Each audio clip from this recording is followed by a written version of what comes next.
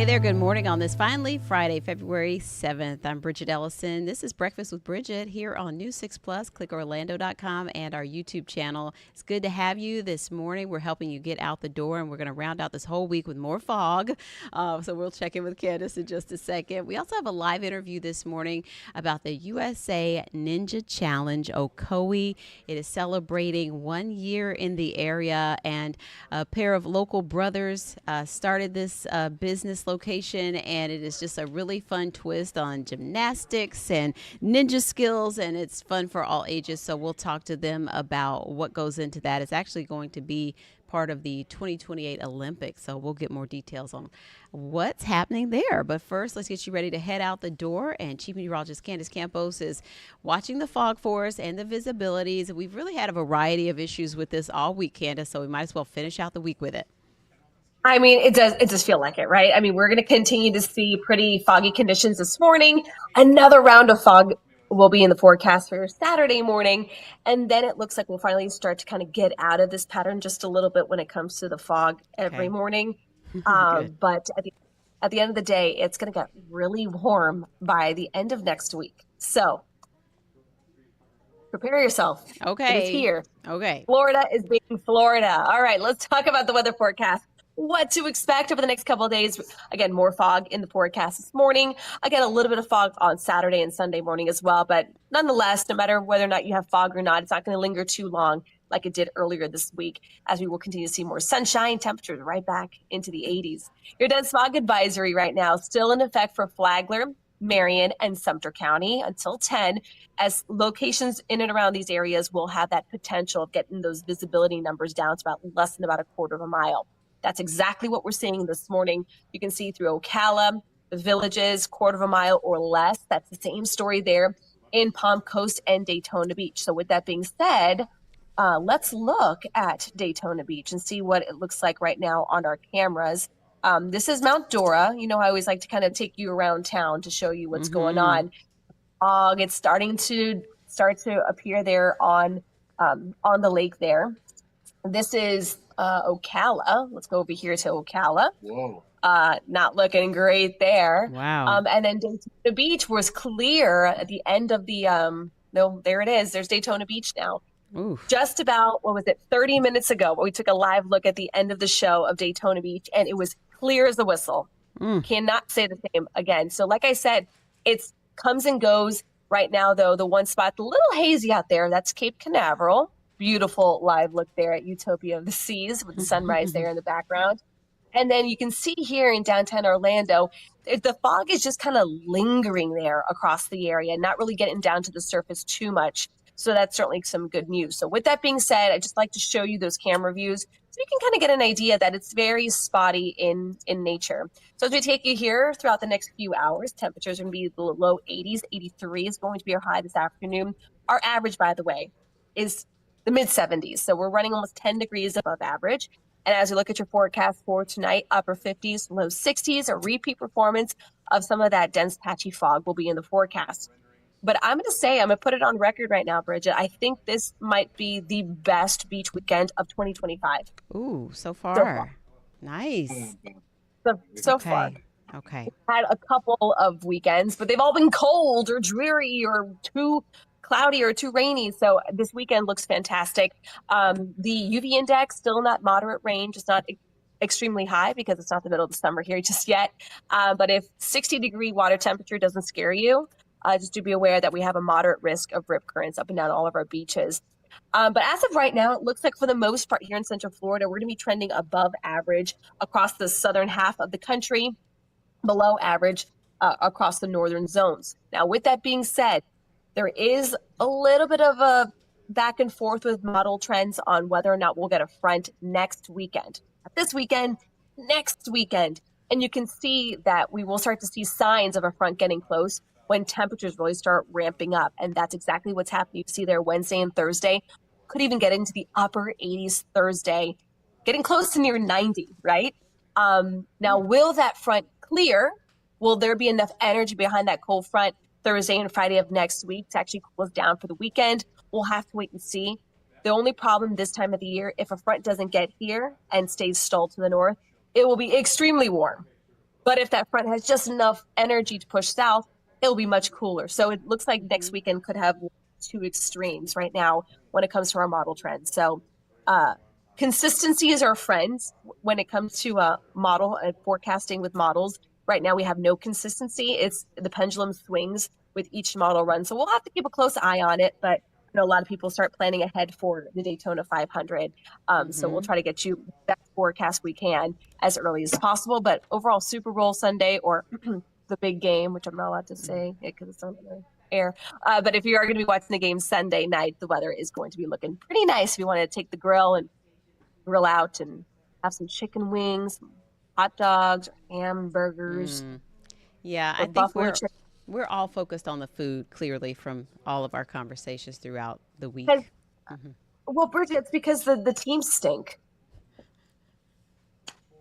You know, so I can Oh, guarantee you to be talking about the players in the game if it was the Dolphins or the Jacksonville yeah. Jaguars, or I don't know anybody else except Kansas City and Eagles. That's how you gotta And say you it. know what? We're not wearing red for Kansas City right now. We're wearing red, They're Go not Red for Women. It is that day of the heart year health. when, yes, heart health. We're focused on this because it is actually the number one killer of women, causing 1 in 3 deaths every year. Lots of people don't know the signs of heart attack and stroke. So it's really to build awareness, right? And I love that we do that during the month of February because it's red and pink and hearts all over the place for Valentine's Day. So let's Yep. focus Don't our forget to attention wear on what your really red, but maybe make it short matters. sleeve today, right? Yeah, I think so. That's what we're all doing, right? Yes, that's what we're doing. You actually had to Yes. borrow some red because you forgot. You forgot. You knew, but you I forgot. woke It I happens to all of I us. woke I woke up. I had an alarm set to say wear red because whose brain is working fully at 2 o'clock in the Yeah, morning. not mine. And so I saw it. I went on with my morning, prepped my coffee, went to go put on my outfit, and I picked brown. So this ensemble is brought to you by Samara Kupina. She doesn't Thanks, know it Samara. yet. Samara for We've letting all me. done it. We've all done it. I did. That's I why we did. I have did a all these little. clothes in the closet here. Yeah, seriously. Yeah. But yeah, super cool. So everyone, wear your red, go redforwomen.org and heart.org, of course, for more information. And so we hope you take care of yourselves out there and wear your red today. Very much so. All right. Thanks, Candace. Bye. Bye. Well, we do want to check in with Trooper Steve. He's also rocking some red, going red today. No? Oh, Where? oh, oops. Sorry. I thought you. Wasn't on purpose. I'm thinking about Nope. Mark Lehman's tie was so bright red. That's Yeah. what I was thinking about. Sorry. I had mentioned to you guys this morning, first thing that I forgot. So, I'm sure there's one stashed somewhere. hold on there. Okay, there you go. Wearing your red. There we go. Got to represent a little bit there. So let's get straight to traffic real quick because we have some issues along 417.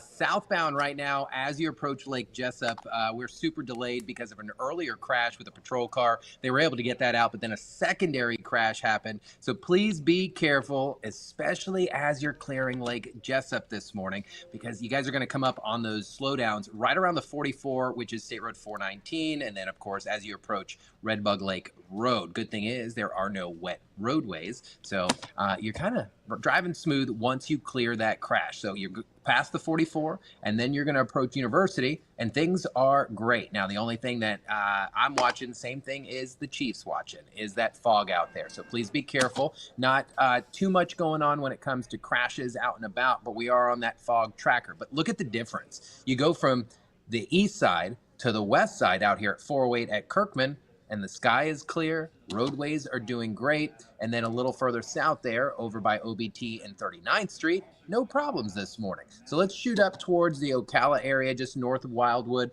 You can see traffic on the move this morning, and look at the fog only hanging out on the shoulder this morning. And you can see that kind of haze sitting right there. That can move into the roadway at any time, so you just want to be careful. And then the only crash that I'm watching is out on McCoy and Orange Avenue. As you're headed eastbound this morning, you'll run into a very serious delay before you get towards kind of Detweiler and make your way towards the airport. Outside of that, we're driving smooth. Now, there is No Trooper Steve on patrol this morning. I was invited as a guest to go hang out with the Seminole County Sheriff's Office crossing guards for their banquet breakfast this morning. So I'll post about it. I'll send maybe a web copy and talk about them. And that's going to be happening at 10 a.m. over at Northland Church off of Dog Track Road. That's a beautiful facility that they have out there. And it was the first mega church that I've ever been to that does like the Christmas theatrics and stuff like that. It was absolutely amazing. So I'll be out there today at 10 o'clock this morning. So it's Crossing Guard Appreciation Day as well?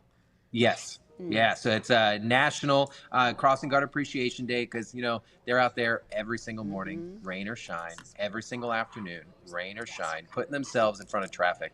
And, they deserve more than one day, but today is definitely their day. And we're going to chat with them. We're going to recognize some of them and just be around to celebrate each other and, of course, the safety that they provide to our students. Of course. We love it. All right. Great. Thanks, Steve. Thank you, Bridget. All right. See you soon.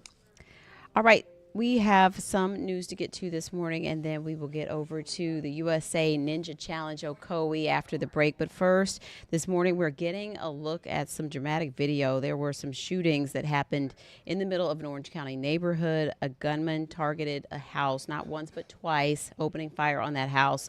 And in one of those cases, there were kids nearby at one point. News 6's Mark Lehman has more on how it all ended with the arrest of a 16-year-old suspect.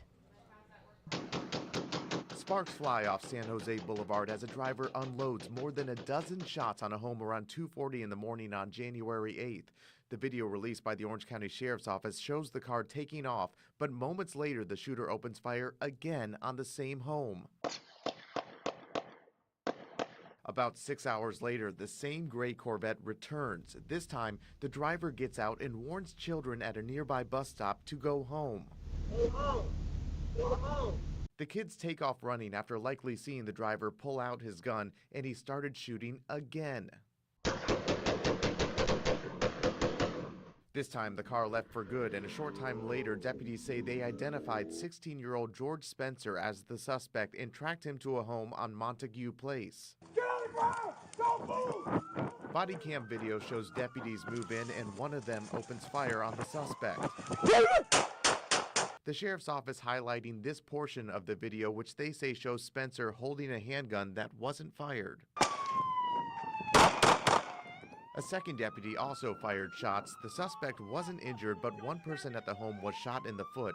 Deputies arresting Spencer and say this handgun with an extended magazine was found nearby. All right. Also this morning, a hearing that will be happening today, a big piece of President Trump's crackdown in illegal immigration is set to have a big test in court. The president is trying to end automatic citizenship for children born on U.S. soil if their parents are in the country illegally. But the move was quick to face several legal challenges. And News 6's Angie Casada explains more about one of the cases headed to federal court today. For the second time this week, a federal judge has blocked President Trump's executive order to end birthright citizenship. And I understand the arguments the Department of Justice was making today, and it is a real fringe legal theory that has not been supported by the Supreme Court.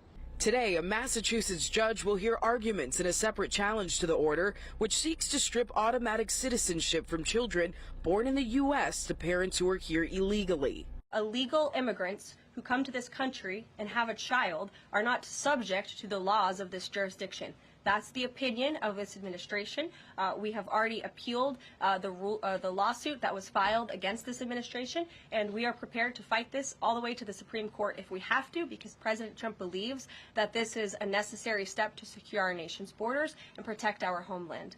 Meantime, Homeland Security Secretary Kristi Noem is visiting Guantanamo Bay today, where Trump wants to house thousands of illegal immigrants in its migrant detention facility. That is something that the White House is working on, to use resources that we currently have there at Guantanamo Bay. So we'll go through the process. The worst of the worst is where that could be utilized. So that potential is there. We know we need the infrastructure. We're going after these guys. Right, and we will be following that today, of course. We're going to take a quick break, and then we'll be back with brothers Javier and Fernando Delgado, the owners of the USA Ninja Challenge in Ocoee. We'll take you there in just a minute.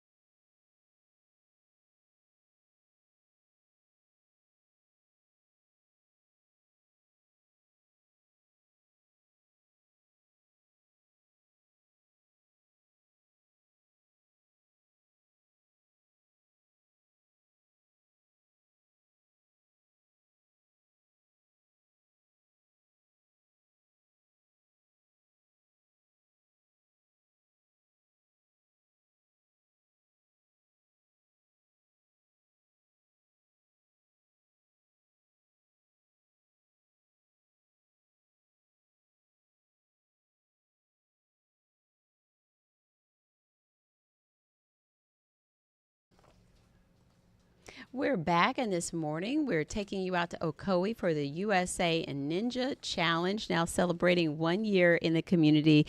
And it is owned and run by Javier and Fernando Delgado, two local brothers. And this gym's inspired by American Ninja Warrior. It certainly looks like so much fun. Good morning, guys. Good morning, Bridget. Good morning, Bridget. Thank you for having us. So you've been locals for a long time, and you decided a year ago to do this thing. Give us the background on how this came about. Yeah, no, actually, we're both actually entrepreneurs. We're passionate about fitness, and we're also passionate about youth development. We want to start a new business. We grew up playing sports. We played soccer, basketball, track and field, and so forth. We both have 5 children. I've got 3 boys, and Javier has 2 boys. And we really thought about what business we want to get into. US Ninja Challenge is an obstacle course training program that combines the basic skills of gymnastics, climbing, CrossFit, and track, and is actually open for kids from 2.5 years old to 17. Wow. The purpose of the program is really to build that child's self-confidence, and it's all about accomplishment, one obstacle at a time, as we say. Our program is different because it has 6 different levels, and as you progress and learn and mastery, you will be advancing in the role of the ninja. And yeah, as you said, we opened about a year ago, so we're very happy of our anniversary. Yeah, and it looks like what is that behind you that you're showing this morning? Well, we have the whole gym here, over 30 different obstacles, and we combine every week in a different way. So we change our routine, and actually, that's how kids get assessed. Every 2 weeks they get an assessment, so they go level by level over those 30 different obstacles. When I look at this, I'm thinking about how sometimes it feels like you have to choose between, say, gymnastics and karate because, everyone's so busy and it's hard to sign up for a bunch of activities at once. It kind of seems like this blends a lot of things for kids in sort of one place. Yeah, we actually say that this is one of the most fun ways to really meet those physical needs of kids in today's world. And it's really about how do you make exercising fun. Many times kids do not actually like the exercise because they feel it's painful. But what we recognize is when you make it fun, kids just don't even realize it and that they're doing exercise and they just want more. And we're looking at some of the video here. You're at West Oaks. I actually coincidentally took a picture of your flyer, not knowing that we had you booked. And I was over at the tax collector office taking care of business like everyone else. And I noticed you had a flyer out in the walkway, and I didn't realize you're actually in the mall. And I think the flyer I saw was for a camp of some sort. So you have different options for people. You're in Ocoee, which might be convenient for people, but even if it's not, you have other options too.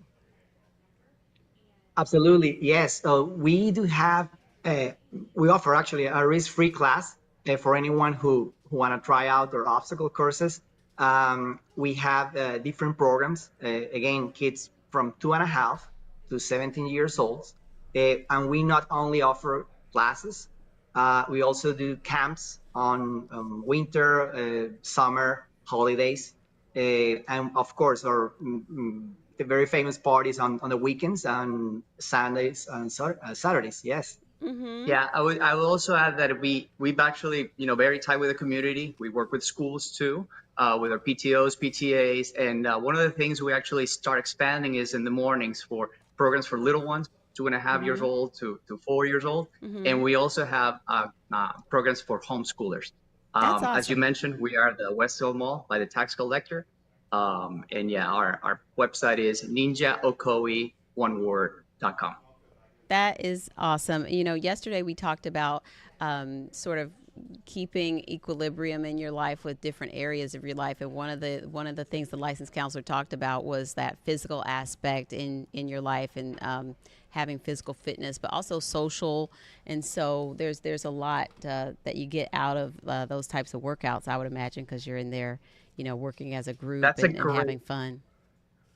Yeah, no, that's a great point. Actually, a US Ninja Challenge, yes, is the whole sense of balance and the strength as you accomplish, goal obstacles, you're basically building confidence.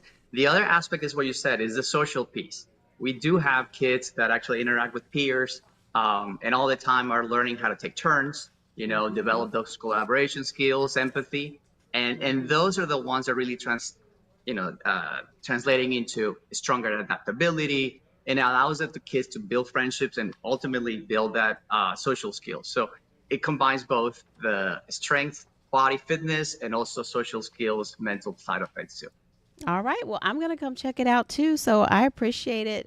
You guys sharing more about the story of your gym there, USA and Ninja Challenge out in Ocoee. Javi and Fernando, thank you so much for your time this morning. Thank you for having us. Thank you so much, Yes. Bridget. Hope to Have see a you great soon. rest of your week. You Happy too. Friday. Happy You Friday. too. Bye-bye. Bye-bye. All right. That looks like a lot of fun. Too bad I'm not young enough, but the kids are going to love that. Go check that out. Well, we want to check in with our photojournalist and podcast host of Black Men Sundays, Corey Murray, and he is a chili champion this morning, too. Good morning, Corey. Good morning. I'm glad you mentioned that. I was going to say that was that third place. I'm a little skeptical about that. I really should have been first. I'm getting some but it's reverb, cool. Corey. I don't know what to do, but you do. There's some reverb coming off of your mic. There's like a little echo. I can hear you, but there's like a little feedback echo going. I don't know what that is. I got you. Well, let's just get right into it. We're talking about grants on this show. So if you're talking about grants, we're also talking about nonprofit setting up nonprofits. Let's just roll that sound. So whenever I work with a nonprofit, I always say, show me your board of directors, because every nonprofit, when you start, you're supposed to start with a board. If you don't even have a board of directors, I can't help you. Now, I will say the reason why I say start with your board of directors is because your board are ambassadors and they are supposed to be your number 2 largest fundraisers. Yeah, that's right. So on Black Men Sunday, we had our last three guests talk about setting up a nonprofit. So a lot of people don't realize I have a board. Maybe I can get my uncles on as well. So let's sound like. So I want to tell you how you can get money right now if you have a board of directors who work at one of the qualifying companies. And there's thousands of corporations who does corporate matching. So we have something called a board minimum dues. Our board dues, when we first started, was only $250. So today it's $1,500. Now, I just left from another event, and they said, "Oh, I thought you're supposed to pay your board." I said, no, quite the contrary. Your board is there to help you raise money. So if your board is full of sisters, cousins, best friend from college, check. and they don't know the assignment. Now, it's okay if you have a cousin on the board, but I remember one day I went to a foundation. I applied for a grant, we got denied. And this is early on, because I remember calling them, "Can you please tell us why you denied us?" They said, "Well, if you just look at your board, everybody has the same last name." Well, in the beginning, I didn't have nobody but family members. That's right. Black Men Sundays. Does the audio sound better now? Yes. Tell me the topic again, because it was echoing. What was the topic Yeah, so again? basically the topic is this sister here, Ty Wood, specializes in grants. So, if you're a small business owner, if you're a nonprofit and you're like, "Man, I'm trying to apply for these grants, but I'm not getting anywhere with that, but I have a nonprofit." This sister here is she's a nonprofit growth strategist. She's taken companies from zero to $1 million more than one time. This show is action packed, full of gems. Some of the stuff she told us, she said, I can't believe I'm telling y'all this. I paid $1,500 for this. I paid $5,000 for this information. And this sister has won between $50,000 and $100,000 grants individually, and now she's targeting $350,000 grants up to $1 million.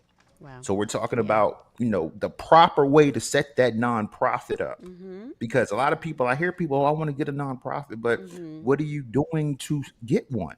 And there's some are you do's and getting don'ts. donations? Yeah. Yeah, oh, the do's and don'ts, and there's dangers with it, but it's a Yeah. lot of great things with it. And she goes deep into the websites to use. Like, should I pay a lawyer to set my nonprofit up, or should I do it myself? She gave tips on that. I can't spill that on here, Right. even though I'm about to eat some chili. I can't You spill the spilled the beans beans on on that here. chili There yesterday, you though, go. so we couldn't hear you earlier. So you did well yesterday. You carted in a big pot of chili for the chili cook-off here at work yesterday.